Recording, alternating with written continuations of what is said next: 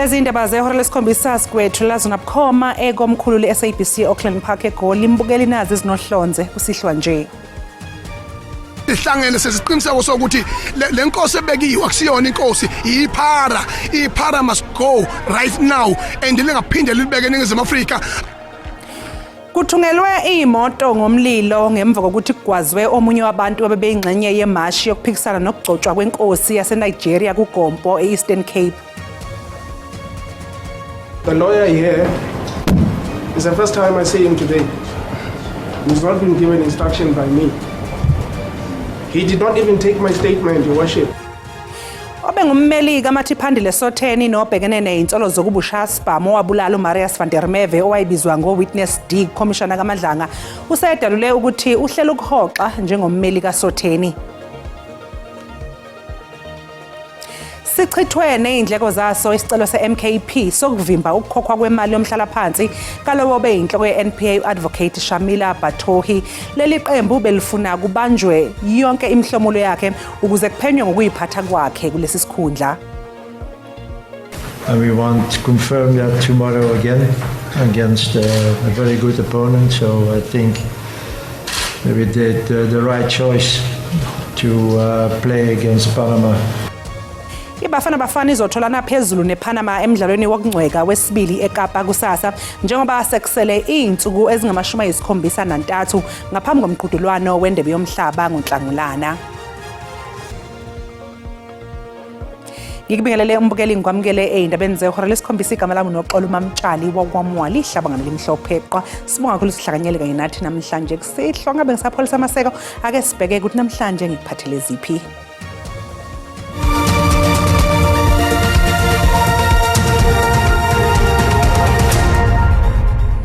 Izinhlangano ezahlukene okubalwa kuzo iMarch and March, iAction SA nabaholi bendabuko babambe imashi kuGompo eEastern Cape ngenhloso yokuveza ukungahambisani nokugcotshwa komlisa odabuka eNigeria uSolomon Ogbonna eziko njengenkosi kuleli dolobha.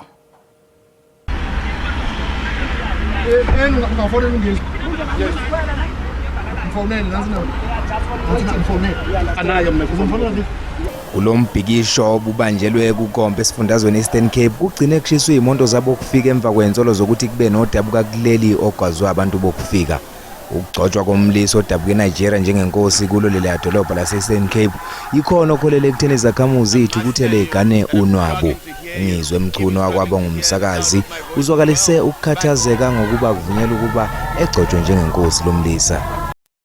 Sesiqiniseko sokuthi le nkosi ebekiwe akusiyona inkosi iphara must go right now and lingaphinde libeke eNingizimu Afrika. Akekho umuntu ozodelela ubukhosi bethu ngoba thina kwaZulu bazi ukuthi kahle ukuthi bengeke bakwenze. Angazi ukuthi mina eEastern Cape bavuma kanjani ukuthi kwenzeke amanyala njengalawo.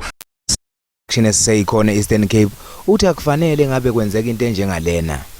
If you're in the country illegally and you do anything illegal, you're going to be sent back home. This is the sovereign nation, it's our nation, we love it, and we're protected by a constitution. Now, there's nowhere in our constitution that makes provision for a Nigerian from the Igbo tribe to come and become coronated as a king of the Eastern Cape.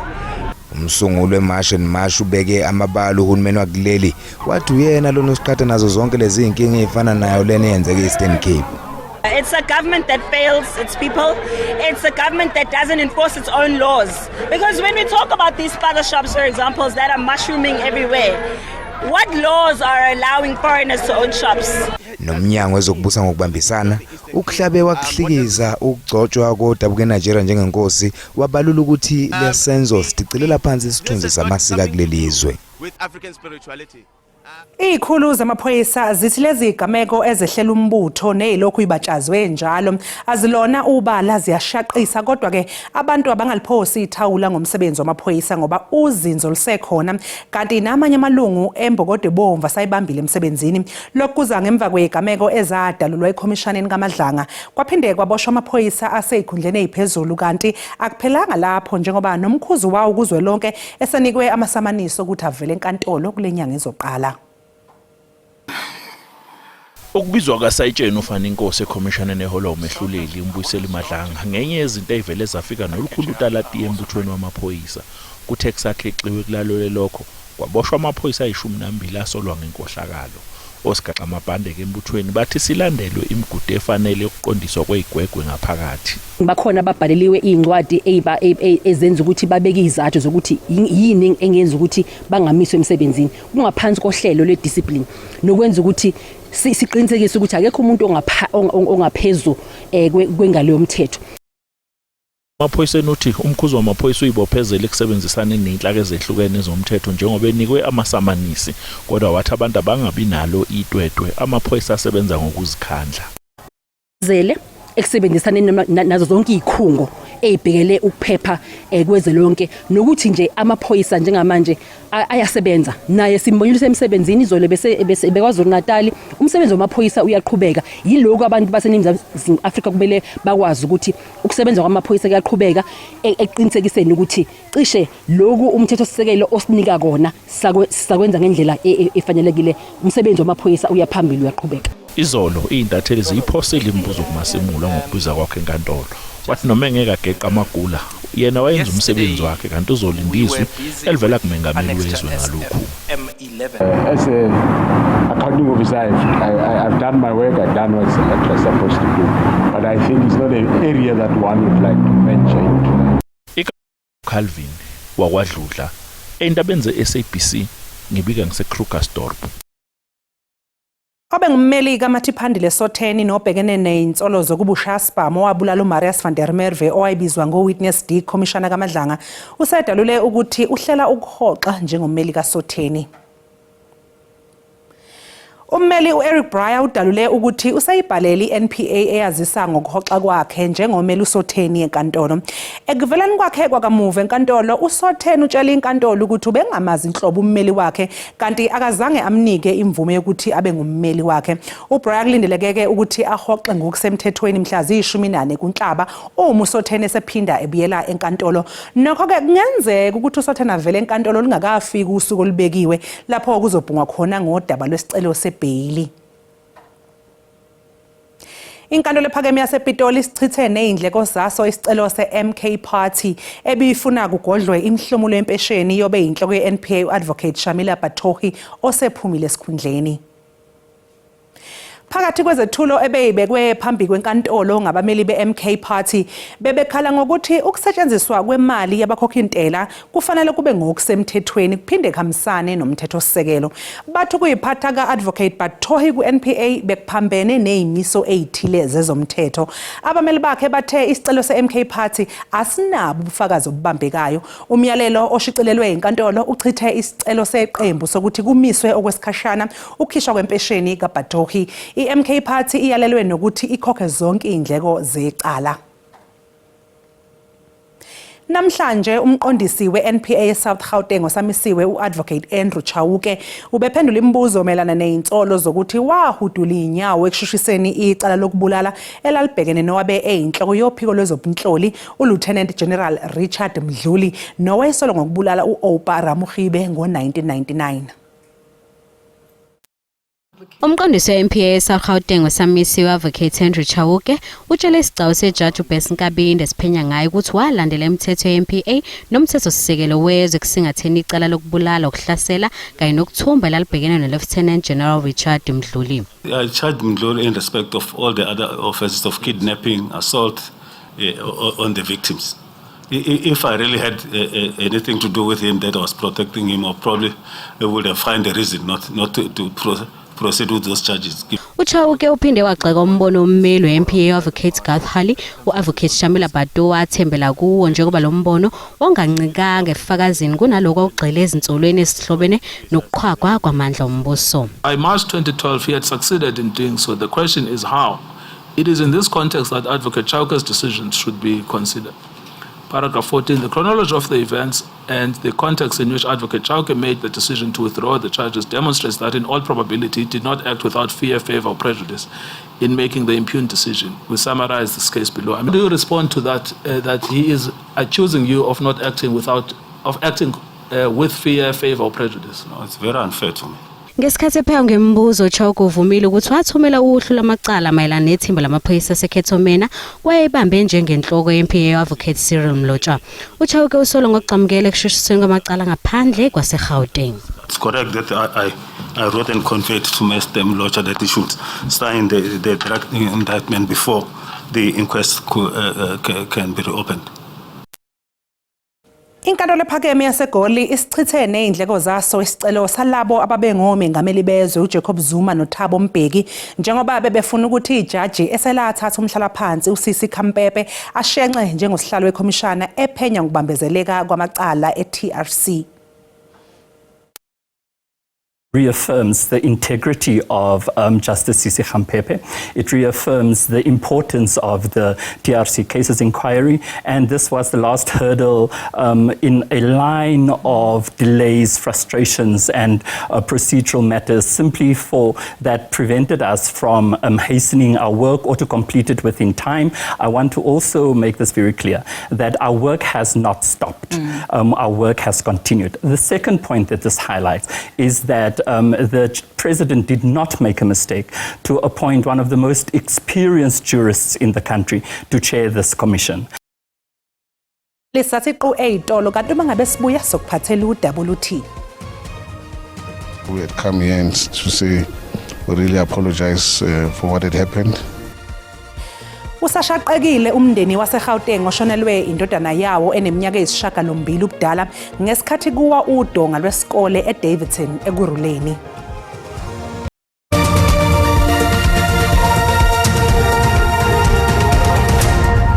Sibone sekubingelele mbukeli sikwamukele mangabe usanda kungena udabeni oluphambili besibike ukuthi kuthungelwe imoto ngomlilo ngemva kokuthi kugwazwe omunye wabantu abebeyingxenye yemashi yokuphikisana nokugcotshwa kwenkosi yaseNigeria kuGompo eEastern Cape.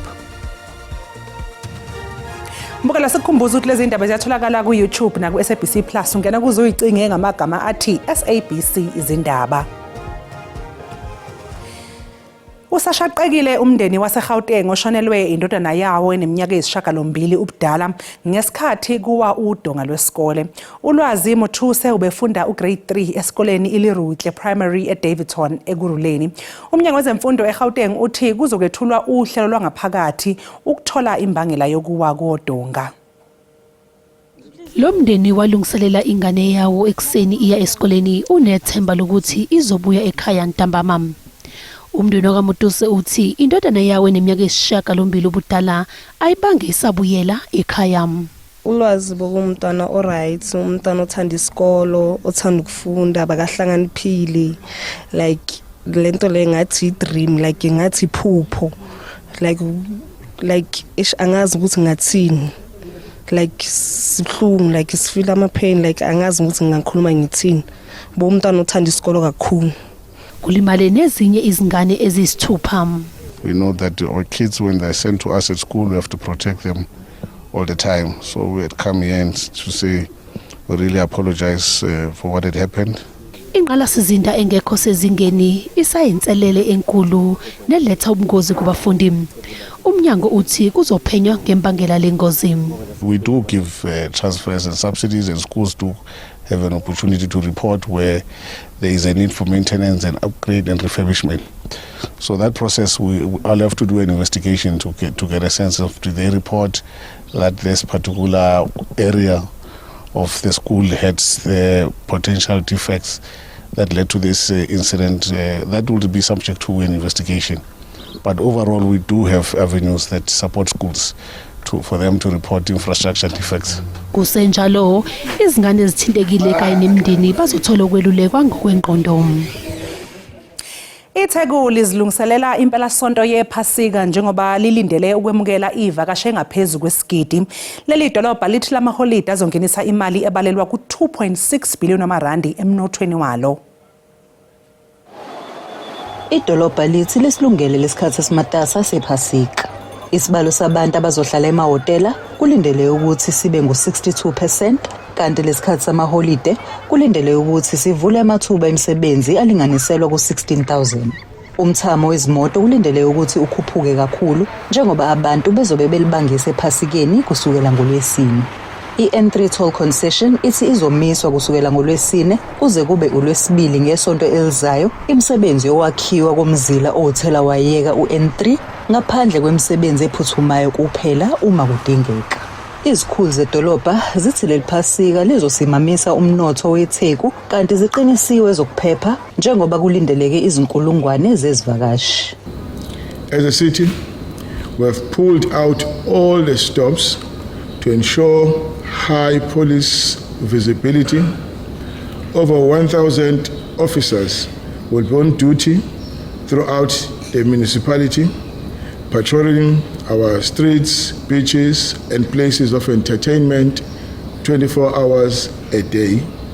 iTheku laziwa njengendawo edonsa izivakashi eziningi zakwamanye amazwe kanti lisanda kufakwa phakathi kwezindawo ezihamba phambili zokuvakasha emhlabeni wonke jikelele. Iziphathimandla zithi izinhlelo zamaholide ephasika zihlose ukuheha izivakashi ukuthi zihlale isikhathi esithe xaxa. During Easter, visitors can look forward to a vibrant lineup of events and activities catering to a wide range of interest. Iziphathimandla zithi wonke amabhishi angu-23 avuliwe futhi zixwayise ngokuthi abaphula imithetho bazojeza. NginguNhlakanipho Magwaza ezindabeni ze-SABC eThekwini.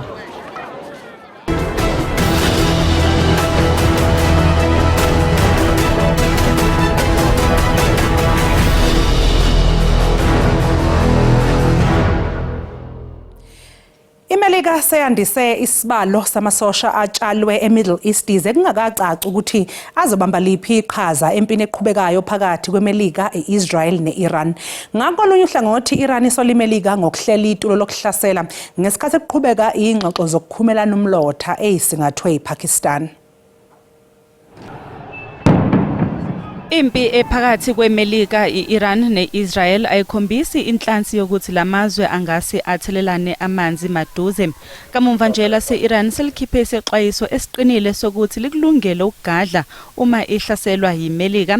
Bakhala ngeMelika abayisola ngokuthi imbaxambili ngokuhlela izingxoxo zokubuyisana ngakolunye uhlangothi ibe ivubela impi. Kusenjalo elasePakistan lithi likulungele ukusingatha izingxoxo phakathi kweMelika neIran. Pakistan will be honored to host and facilitate meaningful talks between the two sides in coming days for a comprehensive and lasting settlement of the ongoing conflict. Kusenjalo umengameli waseMelika uDonald Trump uthi izingxoxo seziqalile futhi zihamba kahle. So I think we've had regime change. I mean, you can't do much better than that. The regime that was really bad, really evil was the first one. That was done. The second was appointed. And they're gone. They're all dead, other than one who may have a little life. uTrump uphinde waxwayisa ukuthi uma iIran iqhubeka nokuvala umzila wemkhumbi ethutha impahla ukuhwebelana iStrait of Hormuz izifaka engozini yokuthi kuhlaselwe yonke imithombo yayo kawoyela nokuyinkulumo eshiya abaholi bamazwe omhlaba bekhungathekile ukuthi ngabe izingxoxo zokuthula zizohamba kanjani. A de-escalation is in the global economy's interests. I have nothing but contempt for the Iranian regime. Sisemanzonzo isimo esifundeni sase-Middle East njengoba kuqhubeka izingxoxo zokuqedwa kwempi ngakolunye uhlangothi nempi yamazwe ezinsongo iyaqhubeka.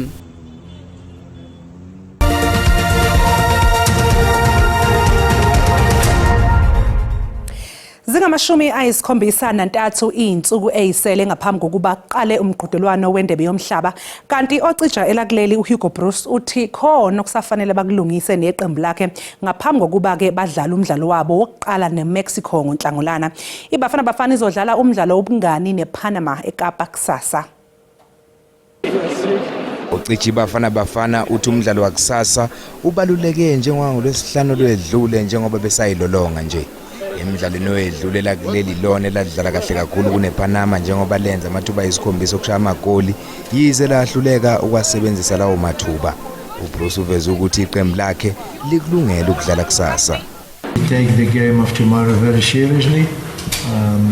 We did a very good game on Friday and we want to confirm that tomorrow again against a very good opponent, so I think we did the right choice to play against Panama. uBruce uthi iqembu lakhe lingakwazi ukwenza izibukwayo emqhudelwaneni wendebe yomhlaba. iBafana iqhathwe namaqembu aseqoqweni A okungamaqembu abandakanya nabasingathi bomqhudelwano iMexico. I know, I believe in that team already for years, and I still believe that we can do some surprises for people who think that we are not able to do that. This team is able to many things. iPanama kulindeleke ukuba idlale kahle kakhulu kusasa njengoba isijwayele ukudlala ngaphansi kwezimo zakuleli. If I speak about their weaknesses, I'm telling where we're going to attack. So I will not mention that. The strength, they have good quality players, they have fast players. iBafana izodlala umdlalo wesibili womngane nePanama kusasa eKapa. Sisathi qo eyitolo mbukeli kanti uma ngabe sibuya sobe sikuphathela umhlahlo wesimo sezulu noThayini Ntshiza. Ngenibengela babukile emakhaya ngiphinde nginamukele kwisimo sezulu sanamhlanje kusihlwa ke sibethe sime kanjani phengile ke nje izulu kakhulu ngempela mawubheke nje khona ke eKapa lodumo ngasho nje uthakho ke nje amathuba emvula lendelekile nje khona ke esifundazweni Eastern Cape nayo ke le yankungu ekhasa phansi kanti ke nje akhona ke amathuba emvula amakhulu khona ke nje Welcome Mthaniya kanjalo esifundazweni eMpumalanga nakhona ke esifundazweni iLimpopo kanti ke kusasa ngasho nje lisaphinyile ke nje izulu khona ke nje eKapa lodumo kepha singayiqaphela ke le yankungu ke ekhasa phansi khase njalo ke phansi nakhona ke nje esifundazweni Eastern Cape njalo ke nje esifundazweni iKwaZulu Natal sakhona ke nje amathuba emvula lindelekile nje mobhekise khona ke kuGoli kuya njalo nje ePhulukwane kanti ke isixwayiso sethu ke sakusihle siphuma lapha kwa South African Weather Service mika nje zoqaphela nje mbukelo khona ke nje ukuduma ubungozi obulindelekile nje khona ke esifundazweni iKwaZulu Natal kanti ke amazwe ngokushisa aphansi kusihle kakhulu abantu mabheke nje khona ke Kapa lodumo ngasho nje ukuthi lipholile ngawo nje u13 liyashisa ke nje izulu mobheke nje khona ke Appington ngawo nje u21 mobheke nje khona ke Gold Coast Soweto kaNdonga ziyaduma singolindela nje u14 kanti ke Musina ngasho nje silifudumele ke namhlanje ebusuku ngawo nje u21 lishise njalo ke nakhona ke eThekwini ngawo nje u23 mobheke nje khona ke Gqeberha singawulindela nje u18 kanti ke George Limi nje ku14 kanti ke kusasa ngasho nje ukuthi liyashisa khona ke lapha na iKapa lodumo ngawo nje u27 mobheke nje khona ke Appington libalele ke nje ngawo u35 balele njalo ke nakhona kuGoli ngawo nje u27 kuye njalo lapha na ke Musina singawulindela nje u30 kanti ke Emele ngasho nje ukuthi lipholile ngawo nje u23 mobheke nje khona ke Mnambithi singawulindela nje u29 kanti ke eRichards Bay liyashisa nje ngawo u29 kanti ke eThekwini eClermont kwaMashu eMlazi singawulindela nje u28 mobheke nje khona ke Gqeberha ngasho nje ukuthi lifudumele ngawo u26 isibeka lapho ke isimo sezulu sanamhlanje kusihla mina ke ngintombi kaMadlamini olangelihle ngoba libalele ngithi konke kufeziwe.